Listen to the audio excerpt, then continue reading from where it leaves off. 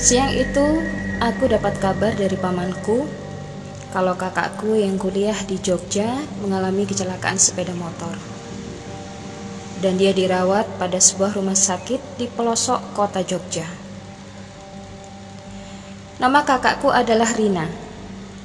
Selama kuliah di Jogja, dia memutuskan untuk tinggal di rumah paman kami. Pukul 3 sore aku berangkat dari Solo menuju Jogja. Dan sekitar jam 5 sore, aku baru sampai di rumah sakit tempat kakakku dirawat. Bangunan rumah sakit itu seperti sudah berumur tua. Tembok bagian depannya sudah ditumbuhi lumut dan tumbuhan menjalar. Aku segera turun dari sepeda motor dan sedikit ngeri melihat bangunan rumah sakit itu. Namun aku tepiskan ketakutanku itu dengan berdoa dan memikirkan keadaan kakakku. Setelah sampai di bangsal tempat kakakku dirawat, aku melihat dia. Kondisinya cukup parah, kakinya patah, dan dia harus menjalani operasi. Singkat cerita, tak terasa waktu telah menunjukkan pukul 11 malam. Aku memutuskan untuk tidur dan bergegas menuju tikar yang aku gelar di samping bangsal, dekat toilet.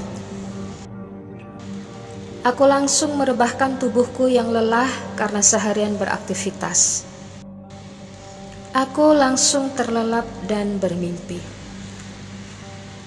Di dalam mimpi itu aku melihat cahaya putih kecil, namun tiba-tiba berubah menjadi membesar dan semakin membesar, sampai berwujud sesosok pocong. Pocong itu wajahnya sangat mengerikan.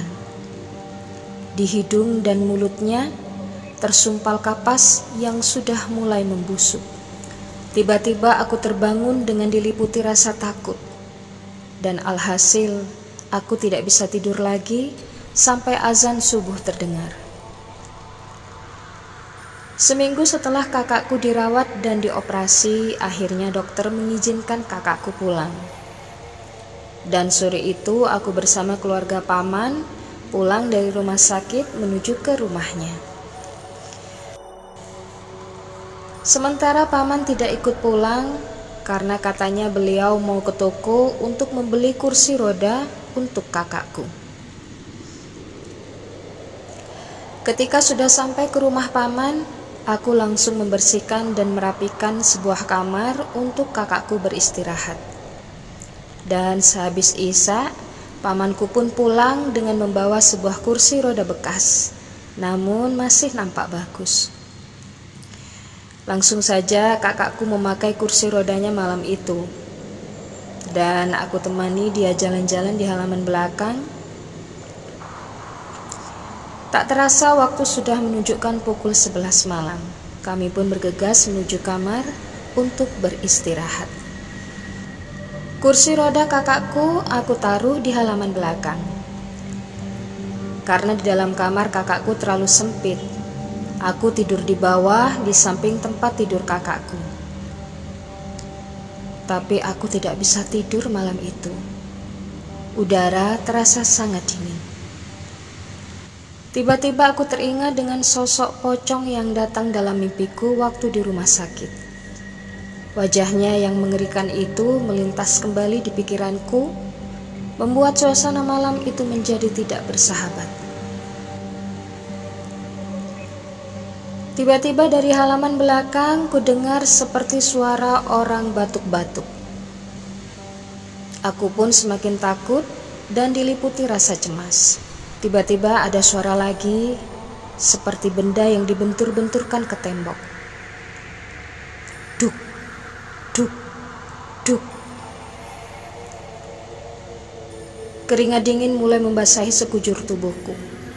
Aku bangkit dari posisi tidurku, mencoba mengambil segelas air yang berada di meja kecil di kamar itu. Namun tiba-tiba terasa ada sebuah tangan yang memegang pundakku. Aku pun kaget. Perlahan aku tengok ke belakang. Ternyata itu pamanku. Syukurlah, aku kira pocong.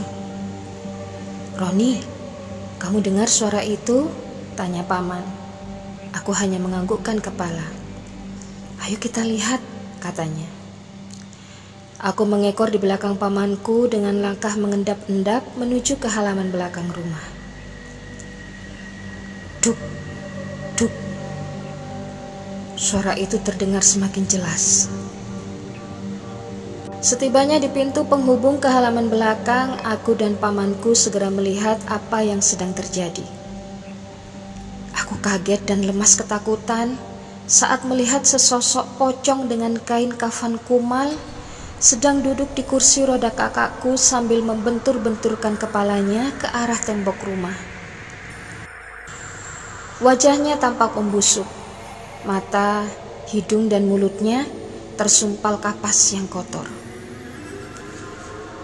Saat melihat itu, tubuhku terasa lemas dan sepertinya nyawaku ingin lepas dari tubuhku.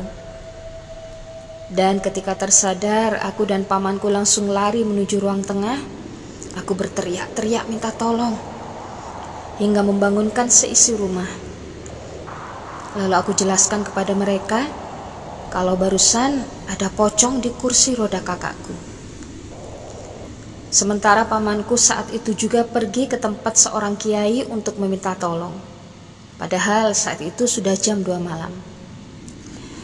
Tak beberapa lama pamanku kembali datang ke rumah bersama seorang kiai. Beliau langsung menuju halaman belakang tempat kursi roda kakakku disimpan. Saat kiai itu berdoa, kursi rodanya bergerak-gerak sendiri.